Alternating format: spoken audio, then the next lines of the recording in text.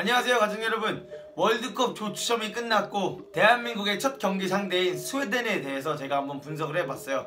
그래서 미리 보는 월드컵 미월 2화 스웨덴 편 시작합니다. Let's get it!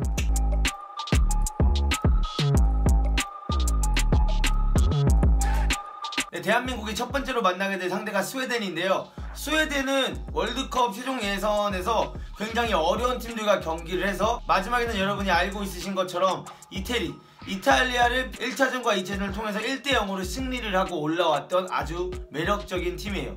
그리고 이번에 스웨덴이 더 매력적인 이유 중 하나가 뭐냐면, 스웨덴은 지금까지 월드컵들을 바라보면 항상 월드컵 때 월드클래스급 스트라이커가 항상 함께 했었어요. 예를 들어서 94년대는 마틴 달리와 토마스 몰린이 있었고, 그 다음에 그 이후에는 헨릭 라르손이라는 선수가 있었죠. 다들 누군지 기억하시죠?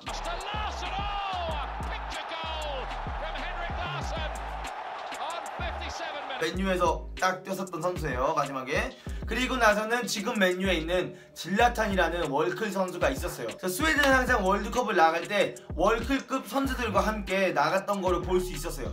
근데 이번에는 처음으로 월드클래스 스트라이커 없이 월드컵을 나가는 거가 돼서 스웨덴으로서는 어떻게 보면 큰 도전이고, 월드클래스급 스트라이커 없이 대회에 나간다는 거에 있어서 부담감이 많을 수가 있는데, 오히려 월드클래스급 스트라이커가 없어지면서 조직력이라든지 이런 게 더 좋아진 거를 볼 수가 있었어요. 그래서 오늘 저희가 알아볼 거는 첫 번째로는 스웨덴의 예상 라인업, 두 번째로는 스웨덴의 공격 전술 혹은 선수들이 어떻게 움직이는지, 그리고 세 번째로는 스웨덴이 어떻게 수비를 하는지에 대해서 우선 알아볼 거고요. 그 다음에는 네 번째로는 대한민국이 스웨덴을 상대로 펼칠 수 있는 라인업과 제가 생각하는 전술, 그리고 스웨덴을 상대로 수비를 할 때 어떻게 해야 되는지까지 해서 총 이렇게 5가지를 보고 한번 분석을 해보도록 하겠습니다. 그래서 첫 번째로는 스웨덴의 라인업에 대해서 조금 말씀을 해드리자고 하면, 일단 골키퍼에는 올슨이 들어가요. 골키퍼에는 키가 193cm가 되는 올슨이 들어가고요. 오른쪽 백에는 루스틱, 셀틱에서 좀 좋은 활약을 보였던 오른쪽 풀백이죠. 루스틱이 들어가지고, 가운데는 린델로프와 그랑비스트가 들어가요. 그래서 여기서 이 그랑비스트가 질라탄이 나가면서 주장이 되었고, 그때까지는 질라탄이 10몇 년 동안 계속 올해의 선상을 받았다고 하면, 이번 연도에는 그랑비스트가 올해의 선상을 받은 것도 볼 수가 있었어요. 그래서 이 올해의 선상을 받은 선수가 팀의 주장이고 수비수이며 리더이고요. 왼쪽 백에는 어거스틴슨이 서 있어요. 그래서 이렇게 포백 라인이 있는데, 여기서 매력적인 포인트가 뭐냐면 바로 이 포백 라인이 월드컵 최종 예선에서 거의 안 바뀌었다는 사실이에요. 그렇기 때문에 이 조직력이 엄청나게 좋은 걸 볼 수가 있어요. 경고 누적이나 부상이 없었다라고 하면 이 모든 경기 동안 이 4명, 포백 라인 4명이 그대로 뛰었던 걸 볼 수가 있어요. 그렇기 때문에 조직력이 좋을 수밖에 없고, 여러분이 아시는 것처럼 이태리와 경기를 했을 때도 실점을 안 할 수밖에 없었던 이유 중 하나가 바로 서로의 언더스탠딩과 조직력이 좋기 때문에 그만큼 더 수비를 효율적으로 잘할 수 있다는 거죠.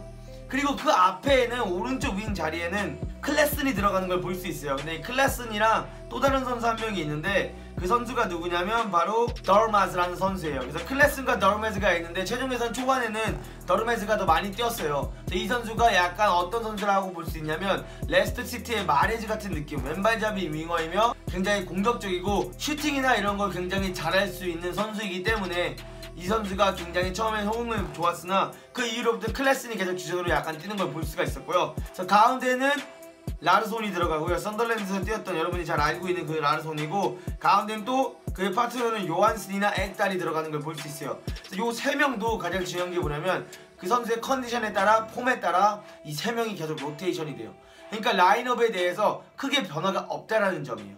그리고 나서 왼쪽 윙에는 현재 스웨덴의 에이스 포스버그, 한국어로는 약간 포스베리 이런 식으로 읽으시는 걸 볼 수 있는데, 포스버그가 들어가면서 왼쪽 윙에서 활약을 해주는 걸 볼 수 있고, 현재 어떻게 보면 스웨덴의 에이스이자 최고의 플레이어라고 볼 수 있죠. 앞에는 버그 선수와 토이보넨이 들어가는 걸 볼 수 있는데, 이런 식으로 4-4-2 시스템을 들고 나오는 스웨덴의 라인업을 여러분이 볼 수 있을 거고요. 지금 제가 여기 뽑은 이 라인업이 아마도 대한민국을 상대로 나오지 않을까라고 생각하는 개인적인 예상 라인업입니다.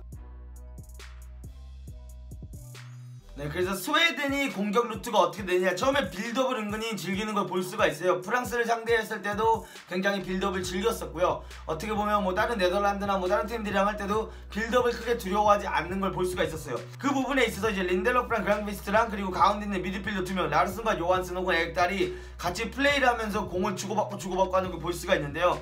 이 부분에 있어서 제가 말했던 왼쪽 윙에 있는 에이스 포스버그가 왼쪽 윙에 벌려있는 게 아니라 가운데로 들어오면서 스트라이커와 2명의 미드필더 사이에 들어와서 공미 역할을 해주면서 그 공간을 메꾸는 걸 볼 수가 있어요. 그래서 그 공간을 포스베리가 들어와서 묶어주면서 바로 왼쪽에 비는 이 왼쪽 공간을 오거스틴슨이 굉장히 잘 오버래핑을 나가는 걸 볼 수가 있어요. 그래서 사실상 다비드 실바 스페인전에서 말씀드렸던 것처럼 인사이드 윙어가 포스베리가 되는데, 포스베리는 조금 더 중요한 게 뭐냐면 인사이드 윙어라고 보기가 힘들고요. 사실상 공미라고 보시면 될 거예요. 그래서 본인이 뛰고 싶은 자리로 막 뛰면서 이 공미 자리를 본인이 돌아다니는 걸 볼 수가 있고요. 그래서 이런 부분에 있어서 상대방 라인이 이렇게 당겨지게 되면서 자연스럽게 왼쪽 라인이 비고 그 라인을 오거스틴슨이 나가주면서 그 공간을 윙백이 오히려 활용을 해주는 걸 볼 수가 있어요. 그러면 과연 여기서 스웨덴이 어떻게 보면 약간 스페인과 달랐던 게 뭐냐, 스페인은 제가 말씀드린 것처럼 알바와 카르바알이 둘 다 양쪽 풀백이 이렇게 나가는 걸 볼 수가 있는데, 스웨덴이 약간 다른 점은 뭐냐면 물론 포메이션도 다르지만 포스베리가 아예 가운데로 들어와 주고요. 투톱은 그대로 유지가 되어 있어요. 그래서 버그랑 토이브는 그대로 높은 위치에 서 있고 왼쪽 플립은 굉장히 높은 위치까지 나가는 걸 볼 수가 있어요. 그런데 반대로 루스틱, 이 선수가 나가느냐 안 나가느냐에도 굉장히 많은 관심이 쏠리는데, 반대로 오른쪽 윙 클래스는 약간 안쪽으로 들어가는 경우도 있지만 벌려있는 경우도 꽤 많고요. 여기서 루스틱은 앞으로 나가는 경우가 굉장히 적어요. 그래서 요한슨이랑 라르손은 올라가서 조금 촘촘하게 서준다고 하면 루스틱은 나가는 게 아니라 오히려 내려와서 약간 3백 형태를 유지하는 걸 볼 수가 있어요. 그래서 그랑비스트랑 린도프랑 루스틱 셋이서 계속 공을 주고받으면서 플레이를 하는 걸 볼 수가 있고요. 이 플레이를 하면서 이쪽에 공격 루트가 어떻게 되냐면 바로 린델로프가 루스틱에게 패스를 주고, 루스틱이 토이브는 20번 선수가 굉장히 키가 커요.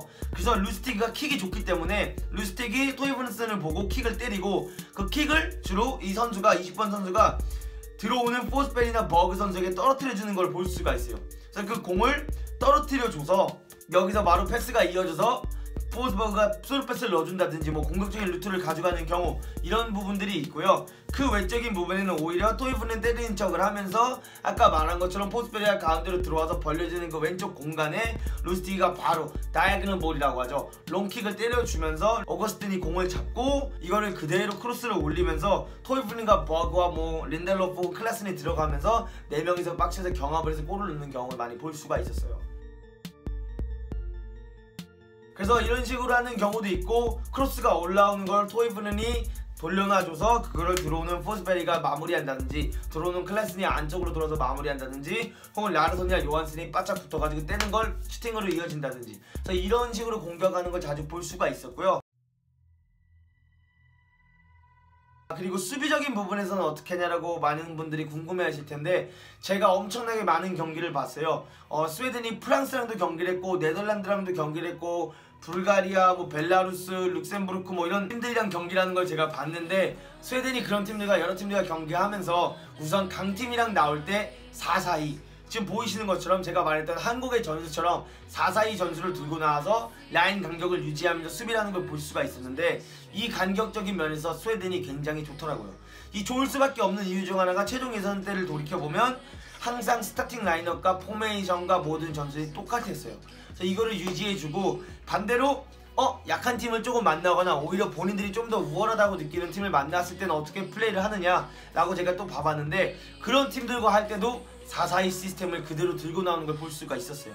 그래서 그 부분에 있어서 약간 어떻게 보면 약팀, 본인들이 더 강한데 왜 이런 전술을 들고 나올까 라고 생각을 할 수도 있지만, 저는 반대로 이 팀의 매력은 바로 이런 거구나, 상대가 강하든 약하든 본인들의 전술을 그대로 보여주면서 전술적인 이해도와 바로 라인 땡기고 이런 공간을 먹는 플레이를 하고 템백 느낌의 위주로 계속 수비를 해주면서 견제해주는 걸 볼 수 있었는데, 약팀을 만났을 때는 견제해주는 위치가 조금 더 높은 걸 볼 수 있고요. 그리고 또 하나 중요한 건 상대방이 빌드업을 할 때 조금씩 기회가 될 때마다, 압박을 나갈 수 있는 타이밍이 될 때마다 전방 압박을 나가서 뺏는 경우를 볼 수가 있었어요. 그래서 그 공을 뺏으면 최대한 빠르게 포스베이에게 연결해서 포스버그가 풀어나가면서 공격으로 이어지는 걸 많이 볼 수가 있었죠. 그래서 이런 식으로 수비적인 부분에서는 어떻게 보면 대한민국과 똑같은 전술을 쓰는 거를 저희가 확인을 해볼 수가 있었습니다. 자, 그러면 이 스웨덴 팀이 도대체 어떤 부분이 약점이냐, 이 스웨덴 팀을 뚫기 위해서 과연 우리가 같은 수비 전술을 쓰는 입장에서, 같은 비슷한 공격적인 전술을 쓰는 입장에서 우리나라가 어떻게 나가면 되냐에 있어서 제가 한번 또 따로 준비를 해봤는데요.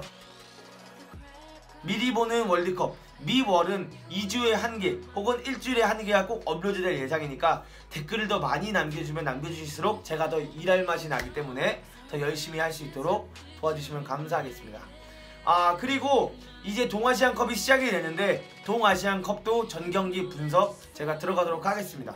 그래서 여러분들과 진짜 이 월드컵을 앞두고 우리가 더 월드컵을 즐겁고 재밌고 많은 정보를 알고 볼 수 있도록 여러분들 한 분 한 분이 월드컵을 볼 때 더 흥미를 느끼실 수 있도록 제가 더 열심히 분석하고 경기 보고 노력해서 하도록 하겠습니다. 그래서 이 경기들은 대부분 오해를 하실 수도 있겠지만 제가 적어도 월드컵 최종 예선전들을 적어도 5경기, 6경기는 보고요. 그 경기들을 보고 약팀과 했던 경기, 강팀과 했던 경기들을 다 분석해 보면서 분석을 해서 최종적인 이런 거를 하는 거기 때문에 결코 그냥 막 하는 게 아니라는 것만 알아주셨으면 감사하고요.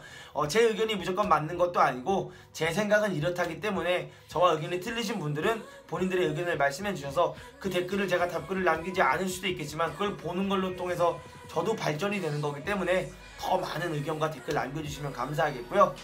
그래서 이 영상이 더 많은 분들에게 알려져서 어떻게 보면 전 국민이 혹은 여자친구들, 남자친구들, 친구들끼리도 더 월드컵을 즐겁게 보셨으면 좋겠고, 이게 어떻게 보면 제 작은 소망이기도 하고 희망이기도 하지만 국가대표팀에도 이 메시지나 이 영상이 전달이 돼서 물론 거기도 훌륭한 분석관 분들이 많으시겠지만 조금이라도 대한민국 축구에 도움이 되기를 바라면서 오늘은 여기까지 하면서 물러가도록 하겠습니다.